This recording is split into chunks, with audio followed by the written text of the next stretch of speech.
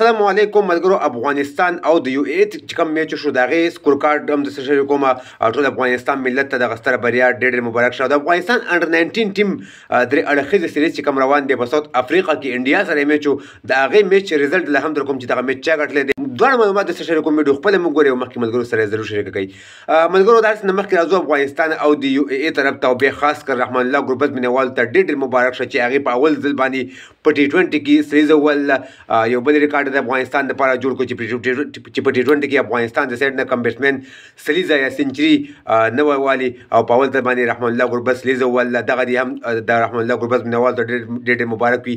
ټول د افغانستان کرکټ فینس چې څومره دي هغې ته ډېر مبارک وي. په دغه میچ باندې یو بهترین پرفارم افغانستان ټیم نن شو کو 203 سکور ډېر غټ هدف یو ای ته افغانستان ټیم ورکو. زادي پکې نن بیا ناکام شوی 13 سکور یې کړي دي. ګربز 100 سکور کړي دي صرف په 250 باندې 9 شپږیزې ګربز وایي دي. د دې نه علاوه ابراهیم ځدران د کپټنسۍ ذمواري هم ادا کړې ده.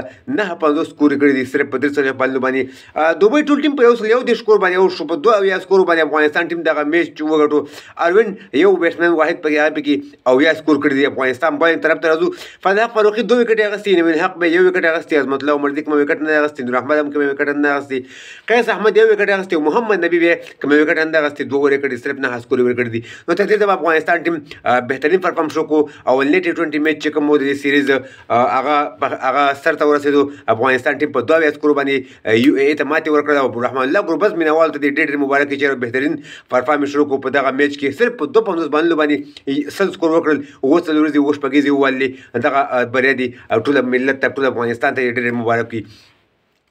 که تاسو هم د رحمان الله ګربز په دغه ننني بیټینګ باندې خوشحاله شوي وئ زموږ دغه ویډیو سره لایک هم کړئ او مخکې ملګرو سره شیر کړئ. بل طرف ته راځو چې افغانستان انډر 19 ټیم د انډیا سره میچ و. د 3 ملکونو سیریز روان دی، ساوث افریقا، انډیا، افغانستان ټیم نن بیکاره لوبه کړې ده. د افغانستان انډر 19 ټیم چې کوم دی 198 باندې ټول ټیم اوټ شوی دی او 3 لوبغاړو پکې په 0 باندې اوټ شوي دي. حسن ساحل پکې 450 کړي دي. د دې نه علاوه چې کوم دی سهیل خان پکې 1 کړي دي او جمشید ځدران پکې 6 کړي. نومان شاه، رحیم الله زرمتي او د دې نه علاوه وفي الله تراخیل کوم چې اوپننګ ته راوځي د درې وانو پکې 0 سکور کړی دی، په 0 باندې اوټ شوي دي.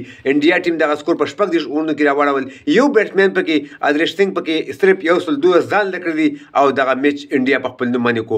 که تاسو هم د رحمان الله په ګربز په دغه ننني بیټینګ باندې خوشحاله شوي نو په کمنټ کې رحمان الله ګربز زنده‌باد ولیکئ او دغه ویډیو مخکې ملګرو سره ضرور شیر کړئ. زموږ پیج هم سره فالو کړئ او زموږ یوټیوب چینل سره ضرور سبسکرایب کړئ. نور کرکټ تازه معلوماتو لپاره زه به تاسو ته لینک په کمنټ کې درکړم.